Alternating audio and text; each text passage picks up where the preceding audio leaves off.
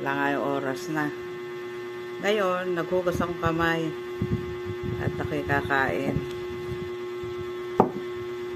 Ganito lang po ang masarap pagkain sa probinsya.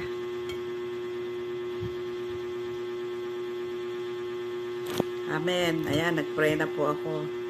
Kamay na lang din ako. Pagkakain, kailangan magsipilyo. Kasi sibuyas na hilaw, nilagyan ko tsaka kamatis. Ayan. Sarap ng kain ko nito. Sausawan pa lang, talagang taga-probinsya.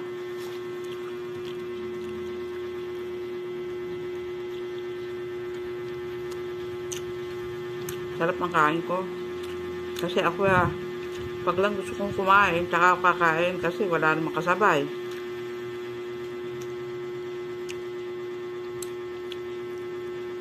Andito ako sa Dirty Kitchen. Kailangan mag-cement ako. Candy cement. Kasi, ang sibuyas, mangangamoy. Sabi, masarap kahit ganito ang sibuyas.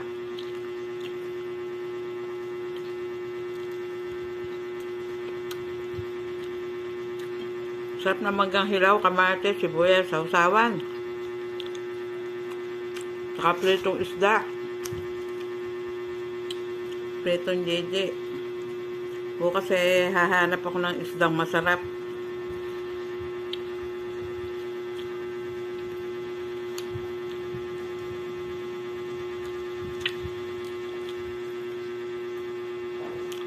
Kain po tayo. Alangan ang oras na po tanghalian ko, alas 3 ng mahigit.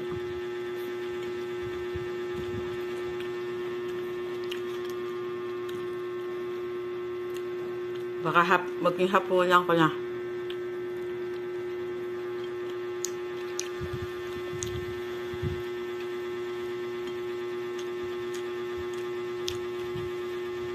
Sarap magkamay.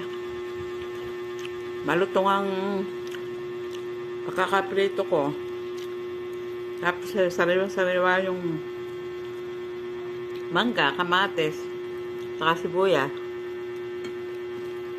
Probinsya. Naalala ko nung bata ako. Mumulot kami ng mangga. Pag walang bumaksak, binabato namin yung mangga. Para lang may makuha. Sausawan.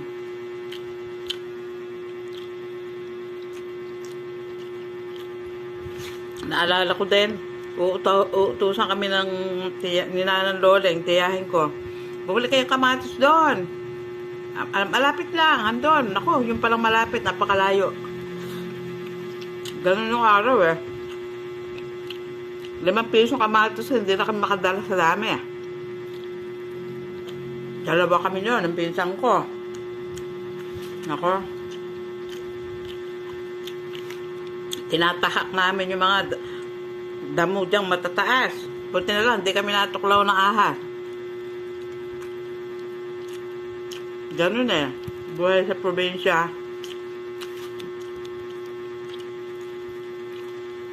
Wala pong masasamang tao nun.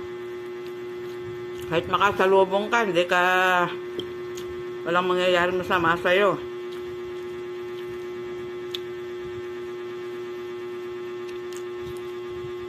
Sige po, thank you. Dahil ko na kwento.